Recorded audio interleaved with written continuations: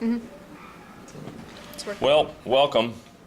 It is now still Wednesday, but it's second period Wednesday. And for those of you from St. Ed's over at Senior High School, today they just decided they were going to go take pictures of all the seniors and activities. And so all my seniors have gone. So this is my class today. We have two of them, and the rest of the room, as you can see, is pretty empty. So this will be kind of an experience. I've had small classes in the past. I don't know if I've ever had a class of two. We'll carry on. I don't think we're gonna take too long here. We might take a half hour or something and do this, and then we'll shut it down. We're in good shape for finishing up and taking the test Monday, or taking the test Tuesday. Monday we'll come back. We'll talk more about arteries versus veins versus capillaries. I'll have to bring in some goldfish on Monday. We'll look at the blood flow through the goldfish tail. We'll talk about the factors of aging and what happens with aging. But today, this period, I want to talk about changes in respiration and circulation as you get in shape. I want to talk about EKGs. I want to talk about heart sounds and the pulse rate and such. So we'll do those things. That's probably going to take maybe a half hour or so, and then we'll shut down. So, how's that? First period, we spent a lot of time talking about blood pressure.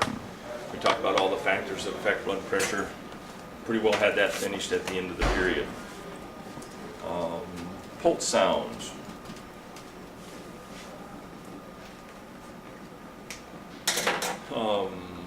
Yesterday, we had the stethoscopes out, and you listened to some hearts.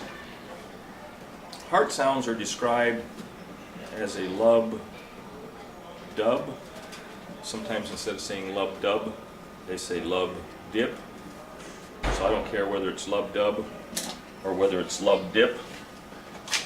I don't care which one it is.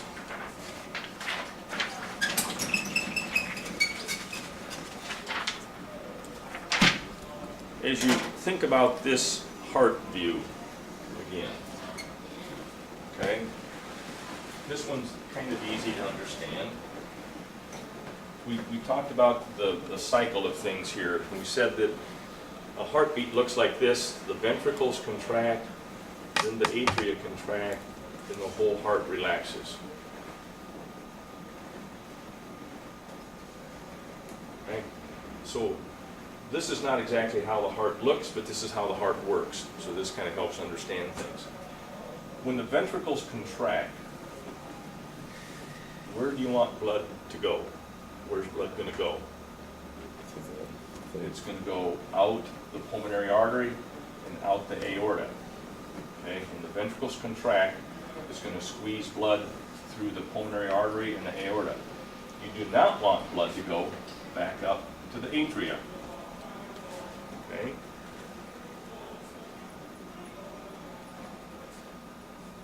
So the first sound you hear is the closing of the left AV and the right AV. So the lub sound, the first heart sound, is the closing of the AV valves.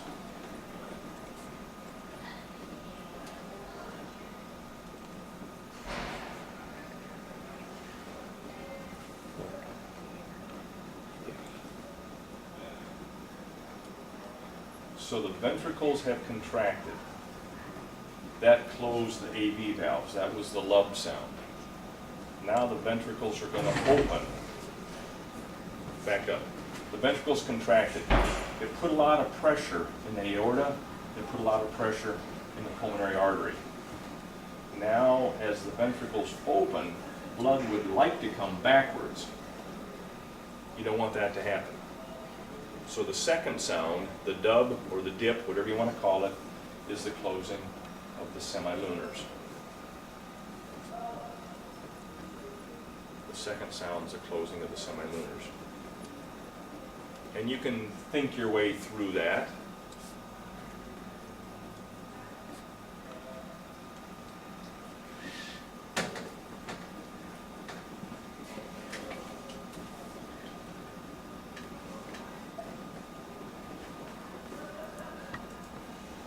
When a doctor listens to your heart, they listen to various places to get various sounds.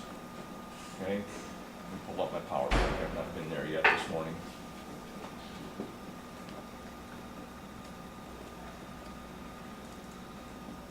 As the doctor listens to the heart, and they'll quite often put the stethoscope in any one of 4 areas, and I don't care that you know which one's which, don't worry about memorizing all this diagram.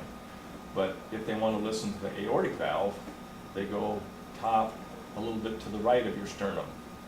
If they want to listen to the pulmonary valve, they're going top to the left of your sternum. Okay? And here's your tricuspid valve, and here's your metrial, also called the bicuspid valve. So that's why they put the stethoscope in any one of 4 different places. Okay? We got onto a website earlier when we were talking about respiration. We listened to respiration sounds. We can also go back in and listen to heart sounds.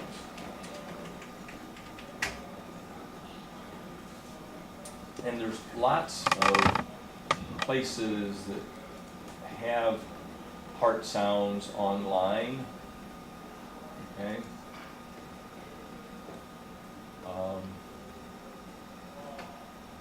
If we talk about a heart murmur,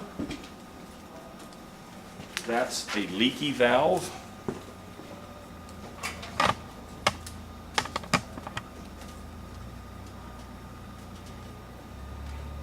If we talk about a heart murmur, that's a leaky valve. And we'll play a heart murmur for you here.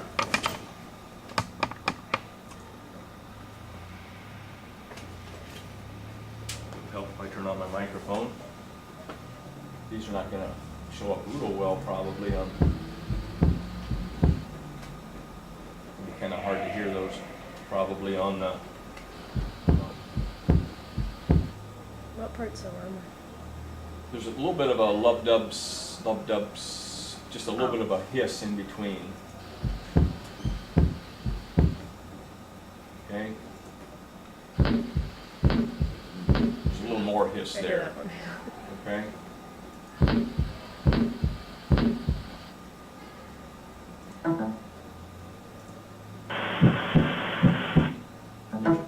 Pretty good right there. Okay. And a heart murmur may or may not be a big deal. It's very possible that you have a heart murmur right now, and it's also very possible the doctor didn't even tell mom about it because mom would have gotten all worked up. Okay? But at your age, or a younger person, it could mean that you're growing, the heart's growing, the valves are growing, and they're not all growing at the same speed. Okay? So at that stage, the doctor doesn't get too worked up over a heart murmur, typically. Okay? And they probably just make a note of it in their chart. They come back and listen 6 months later, a year later, and chances are the murmur's gone because everything is now growing at the same rate and everything's good again. Obviously, heart murmurs can be big deals. Okay, if it's an older person that has a heart murmur, it probably now indicates that the heart's deteriorating, the valve's deteriorating. And we talked about replacing valves and those kinds of things earlier. So a heart murmur may be a big deal, may not be a big deal. It just depends on your age and a lot of things. We talked about doing the echocardiogram. The echocardiogram is a little device then that will show you those valves opening and closing. It'll actually show you blood flow, and if blood's leaking backwards through a valve, the echocardiogram will quite often will show that. And so that is something that the cardiologist would do to help you determine whether it's a nice problem, a nice murmur or a negative murmur. Lots of other heart sounds, and there's none of these that you really have to know, okay? Unless you're a cardiologist, then you're expected to know all of these. Come on. All right, don't do that one. Let's do this one. This is early aortic stenosis. Stenosis means closing, so the aorta is closing a little bit.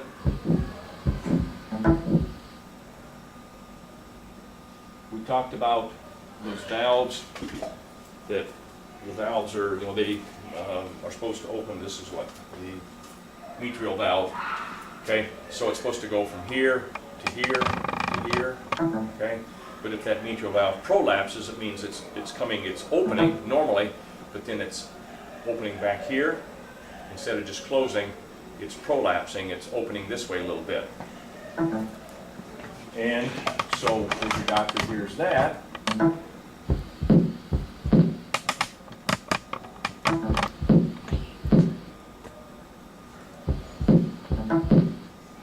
these may not, I don't know if these are coming through over the video or not, but mitral regurgitation, that one's not coming through. Pulmonary stenosis, that one doesn't sound so good. In this case, the pulmonary artery is closing a little bit.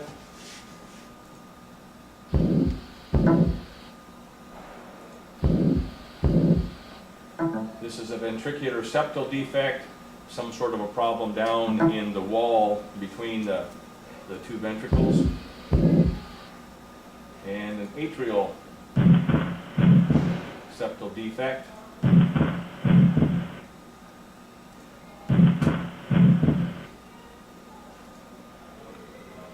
Probably a good thing that I'm not a cardiologist and trying to memorize all these different things. Sometimes we've taken students down to University of Iowa and toured their facility, and they have a mannequin called, I think his name was Harvey, and you would see all the med students in there gathered around Harvey, the instructors back over in another room, and they're all putting their stethoscopes on Harvey at various places, trying to learn and memorize and be tested over all these sounds, and the instructors over in the other room making Harvey do all these different things, and he could play different heart defects, different respiratory defects, and they're listening to all those, and they would spend hours and hours and hours and hours and hours in there trying to figure out which of these is which and memorize all those different sounds.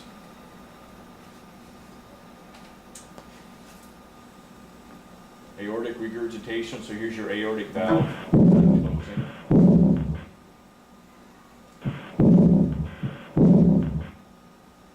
And another stenosis here. That one's kind of hard to read here.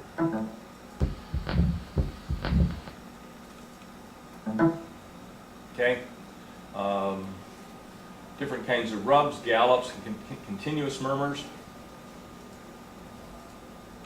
That one's got kind of a neat little jump to it and kind of hard to hear. Friction rub. This is when the heart's rubbing up against the pericardial sac, the pericardial sac's inflamed. Okay. In first period today, we talked about adductus arteriosus, and as you guys listen to that class, you'll hear that. But this is a little shortcut between the pulmonary artery and the aorta in a newborn, in a fetus. And the plan is there's a little shortcut there so blood doesn't go to the lungs. And that shortcut is supposed to close at the moment of birth, but if it doesn't close, then you have this thing called a patent adductus arteriosus. So this is not one want to hear any newborn baby. Because that would indicate that blood's not flowing from the heart to the body, the heart to the lungs like it's supposed to. Okay? And we can also get some lung sounds here, some crackles and wheezes, but we're not going to go there. So anyhow, there's some different heart sounds. If you look at the pulse rate versus age,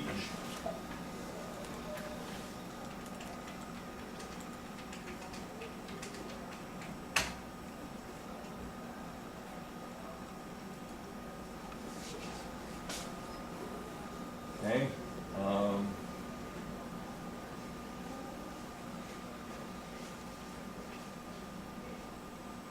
not seeing the chart. These are all telling me about exercise. I don't want that one. Here we go. Here's one on fetal heart rate.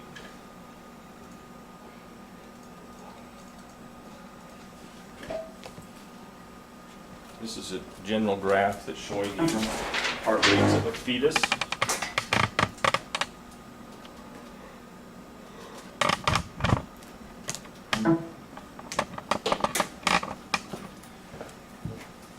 You can probably kind of imagine how difficult it is to hear the heart rate of a fetus. And that, of course, is something that doctors need to do as you go in for your prenatal checkups. They need to listen to the heart sounds and see whether your fetus, how can you separate mom's heart rate from baby's heart rate? Well, look at the chart here. Gestational age. How are you going to tell mom's heart rate from baby's heart rate? It's way faster. It's way faster, isn't it? You look at mom's heart rate, is going to be 70-ish or something. Okay? You look at fetal heart rate at 10 weeks, 15 weeks, 20, 25, 30, 35, 40. This is, 39 weeks is about birth. And their heart rate is still 125, 150, somewhere in that range. So as you're listening to baby's heart rate versus mom's heart rate, baby's is going to be twice as fast as mom's. No, not yet. Almost twice as fast, up over 125. And of course, fetal heart. By the way, when's the heart start beating? Depends on exactly how you define a heart. Okay, the heart forms very early. You will find authorities that will say there's a heartbeat at 25 days. You'll see some that will say 28 days. You'll see some even a little bit after that. There's this chart starting at 5 weeks, which would be 35 days. But somewhere in that first month, at that stage, it's not a 4-chambered heart. It's just a little, it's an artery that kind of starts to pulse. Okay, so it's not exactly a heart, but close enough. Okay. By the time you get into the 15 weeks, it's typically then it's a full-fledged heart by then, and whatever. But the heart is obviously small. It's inside of mom. There's lots of fluid. It's very muffled. Okay, and so when you do fetal heart sounds, typically you don't just take a stethoscope and hold it in your hand and do like this. Okay, you see a fetal stethoscope.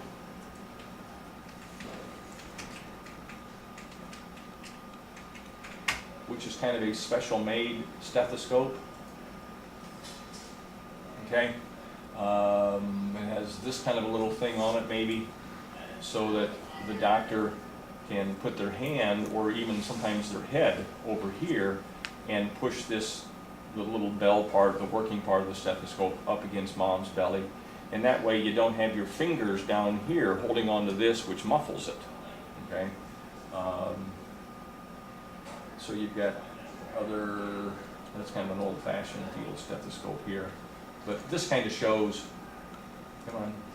this kind of shows a little stethoscope which is hooked on to the doctor's head, and he or she just pushes the stethoscope against mom's belly. That way his fingers are not touching it, dampening the sound. Because the fetal heart sounds are really tough to hear, and really fun to hear. I often would try and listen to baby's heart rate before birth, you know, and I was not very good at it. I could not hear the heart sounds very nicely. Now it's very likely that if you're trying to listen to fetal heart sounds at the hospital, they make monitors that they actually attach onto mom's belly. And there's different ways of doing this, but being there for some of the grandkids, they would strap a monitor onto the belly, and during the hours of labor, not all hard labor certainly, but during the time before birth, you would hear the baby's heartbeat in the back of the room all the time, which was kind of cool. And it's all hooked up to a monitor, so all that's being recorded, because when mom has a contraction that stresses baby a little bit, the heart rate's going to go up. And so the doctors and nurses are always going to be watching that fetal heart rate during the whole birth process. I remember when little Sid, the oldest grandchild, was born, and a few days after the birth, Sid's out, Sid's fine, but I was looking at her, and Sydney had a little mark in her head, just a little cut in her head. I said, Christy, what happened to Sid's head? She said, that's where they put in the fetal heart monitor. I said, seriously? Okay. And you think about, let's go, you think about the position, whoa, that's a real bad spelling of there.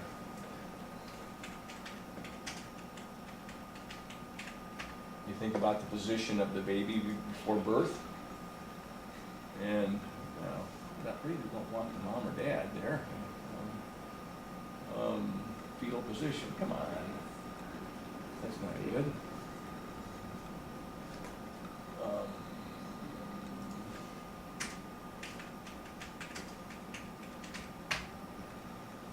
All right, here we go. So here's a nice drawing. So what they did before she was born, hours before she was born, they went up to the vagina and attached a little instrument to her head right here. And that little instrument, now obviously it was just very shallow, just into the skin, but that was picking up the baby's heart rate. And so she was actually wired before birth. And it left just a little cut, obviously it healed, but just a tiny little cut. And I thought, really, they did that to my grandchild. That wasn't very nice. But that was a way of picking up that fetal heart rate accurately. Sometimes they'll just strap a little microphone on the mom's belly that picks it up too. So if we go back to this chart, if this is birth, okay, then here's this heart rate prior to birth. And it kind of comes down, this is that, 125-ish, 150-ish range over here. It's still that high at the moment of birth. I don't like that chart very well. I didn't draw that very nicely. Then it drops down. Even the first few months after birth, babies still have a high heart rate. If you're holding a baby, and my daughter's probably always looking for a babysitter for Jack, but so if you want to come over and babysit Jack, that'd be fine. But as you're looking at Jack, and Jack didn't have much hair, and so if Jack's laying there asleep, and you watch in the foramen oval, the little soft spot, not foramen oval, you watch in the Fontanelle. Who? Fontanelle. Fontanelle, thank you, Fontanelle. You watch in the Fontanelle, you can see the heartbeat, and it'll be over 100. Boop, boop, boop, boop, boop, boop. You say, Jack, calm down, you're sleeping. Why is your heart rate so high? That's just what babies are, okay? And eventually it'll come down to that 60 to 70 kind of thing, and it'll probably stay in that 60 to 70 for the rest of the life, maybe go up some with age, but it's highest before you're born. It's certainly highest before you're born, which is normal.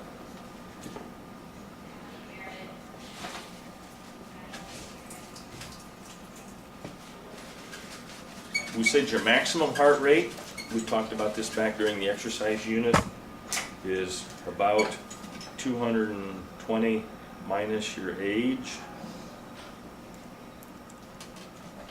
is about the maximum you're ever going to get your heart rate. Do you guys play heart rate games, exercising, playing any, running, anything? Do you ever play heart rate games? We did in PE, but they don't do Other that PE, anymore. I guess PE you do. Okay, I think we talked about this back in the muscle unit. In round numbers, your maximum heart rate is about 200 in round numbers, okay? And if you're trying to gain fitness, if you're trying to get yourself in shape, you have this target of about 70% of that maximum, which is about 140. You know, and I think, is that the target they're looking for in PE class? I've never done them before in PE. You've never done it in PE? No. How have you avoided that? We just never did them. Really? Maybe you never had a class that they were doing that in? No. They always say we're going to do them, but we never do them. Never did, No. okay. But, and you don't wear a monitor any other time, just fooling around for any reason? Yeah. Yeah, typically, if you're trying to get in shape, so to speak, you want to get your heart rate to 70% of that maximum, which in this case would be 140 for someone your age. And if you're trying to gain cardiovascular fitness, get in shape, so to speak, you typically want to go there 3 to 5 times a week for 15 to 20 minutes at a time. Do you do that? Tennis practice would do that, Would it? hopefully. Choir do that. Soccer does. Soccer does that? Mm. Soccer would do that, sure. Okay. So you guys are pretty active and would do things that would get you there and hopefully be in better shape at the end of soccer or at the end of tennis than you did before you started. So. Fair enough? All right. Let's talk about EKGs.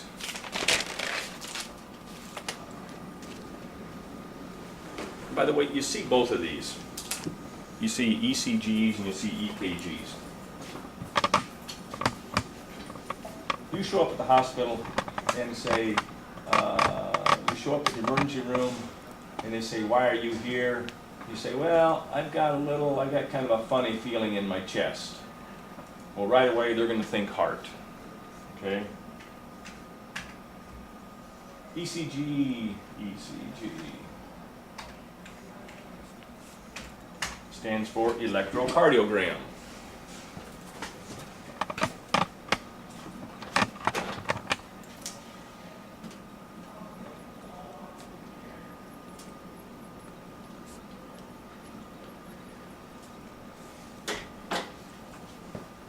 Sometimes you see this ECG, sometimes you see EKG.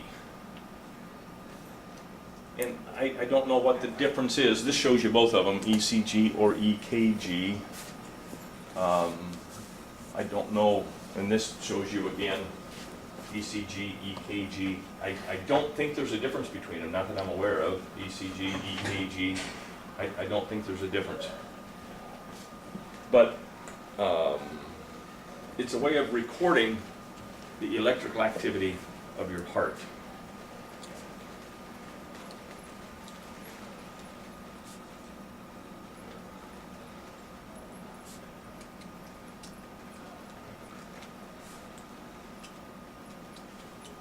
We said that your heartbeat starts out in that SA node, then goes down through the AV node, and then down through the walls of the heart. Well, that electrical activity that's generated by the heart also spreads through the rest of the body. Okay? So the ECG is a machine that will pick up that electrical activity.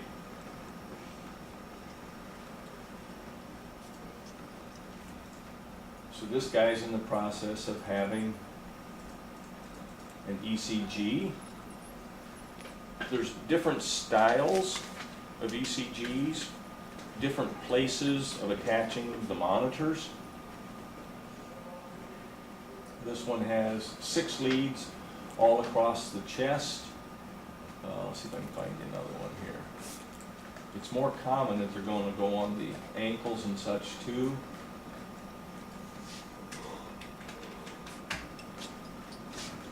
here you go. Here's another one where they've got leads, 6 or 7 across the chest, and they've got them on the wrist, they've got them on the ankles, and this is just showing the chest ones again. Sometimes they'll put them on your back, but these spots across the chest like this are kind of classic places. And what this is it's a little, real sticky little pad. Sometimes they'll take a little alcohol pad and clean that real well. I've had them actually shave. I don't have a real hairy chest, but I've had them actually shave it. These things, these little pads stick on there, and it's going to give you a continuous reading of what your heart's doing.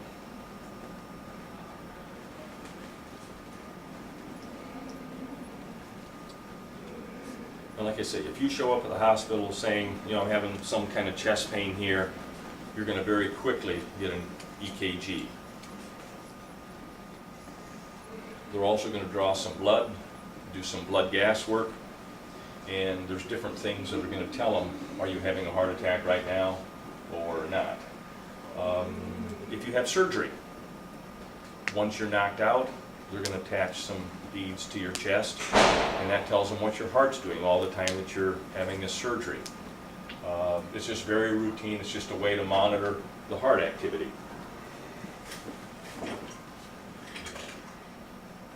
You end up with a little reading that looks like this.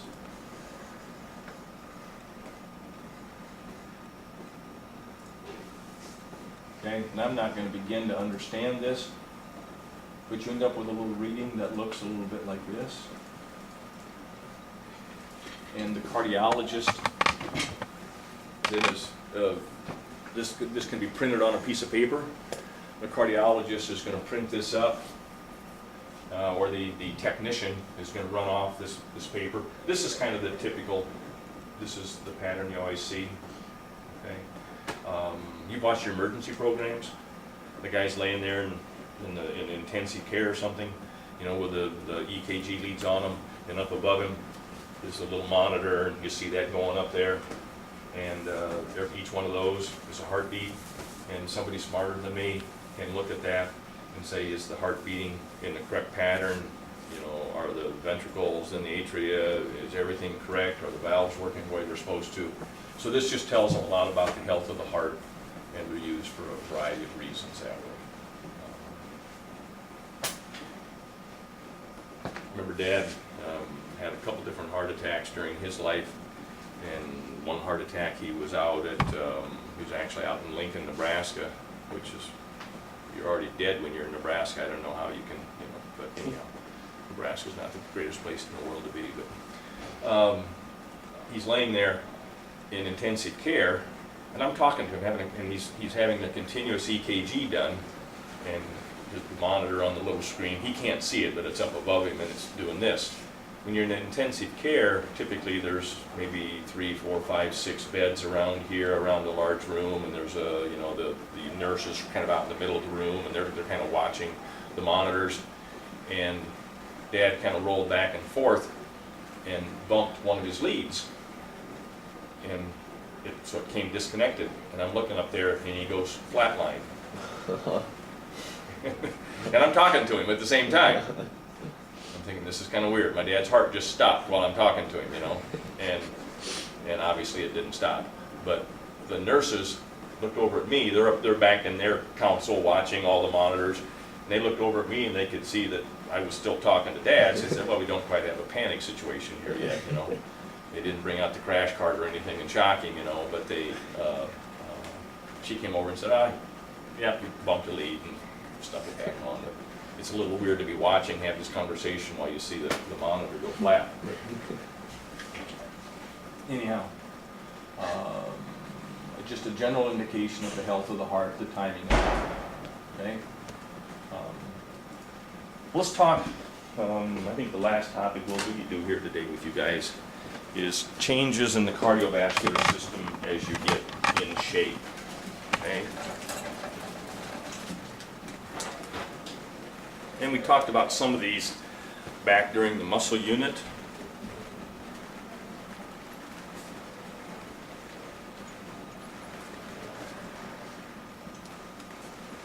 So this is a little bit of a review of what we talked about back during the muscle unit, but in terms of the cardiovascular system, as you get in shape,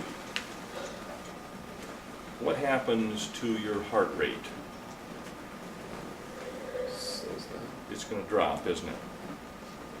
Okay. And here's this graph. Again, here's time. Here's heart rate. You go out and you start exercising. Your heart rate's low. At rest, your heart rate's low.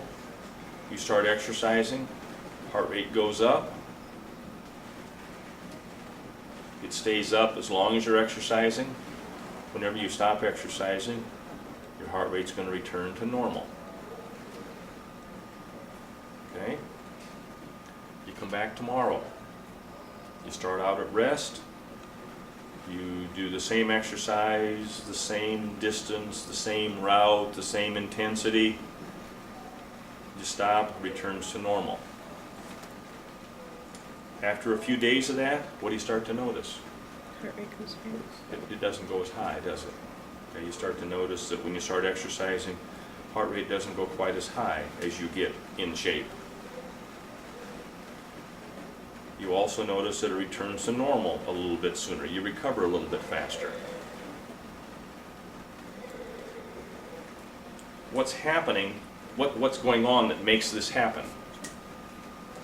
Well, you're probably making more red blood cells, so you're carrying more oxygen.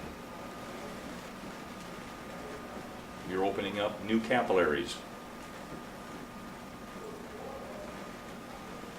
And you can make new capillaries. You can grow new capillaries.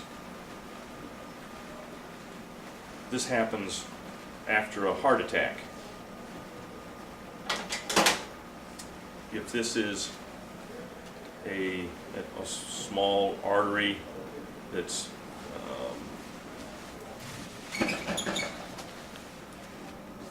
this is a small artery somewhere in the body, and it branches off into a bunch of capillaries and stuff, and then back into a vein going out the other way. Okay, it's a really bad drawing. If this guy gets blocked or plugged in here, some of those small arteries are blocked, and something downstream is not getting blood flow. As a part of the healing after that heart attack, you will have what's called revascularization. You will build new arteries around and new capillaries around that plug place. Let me see if I can find a picture of that.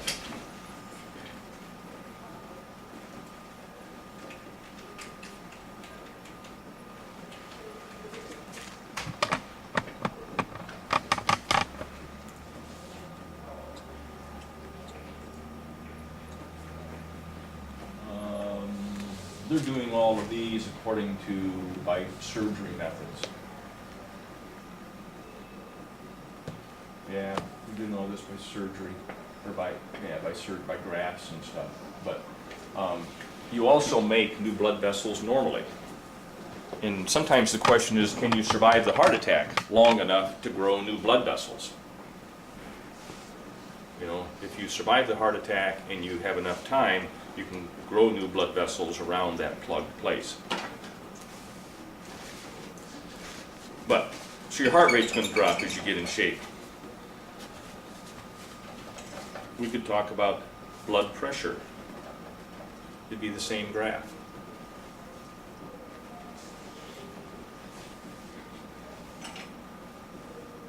If you start exercising, your blood pressure is going to go up. But as you get in shape, your blood pressure is not going to go as high. Okay? We could talk about respiration. It'd be the same graph. Your resting respiration's low. You start exercising, it's going to go up. As you get in shape, you're building more capillaries. Your red blood count goes up, and you're getting more blood flow to muscles, and all that helps so that your heart does not have to work as hard, the body doesn't have to work as hard. You're recovering faster. Those are all good signs that you are, quote unquote, are in shape. Okay? Back in the muscle unit, and probably don't need to take notes on that, but we talked about the precapillary sphincter muscles that open. Remember those conversations? And more blood flows to muscles. So all those kinds of things happen. Okay? Let me quit. How's that sound? Monday, we will come back and we'll talk about the difference between the arteries and veins. And I'll get the goldfish out. We'll take pictures through the goldfish tail. We will talk about some of the risks, the body's risk of heart attacks. And we'll talk about the things that are going to be on the test on Tuesday. 105 points on the Tuesday test. I think I've gone through all the diagrams with you, so I would certainly start my studying over the weekend and not put it off. If you have a question in your mind there, it appears. No, it's the, this one. Need to do that Yes, one. thank you.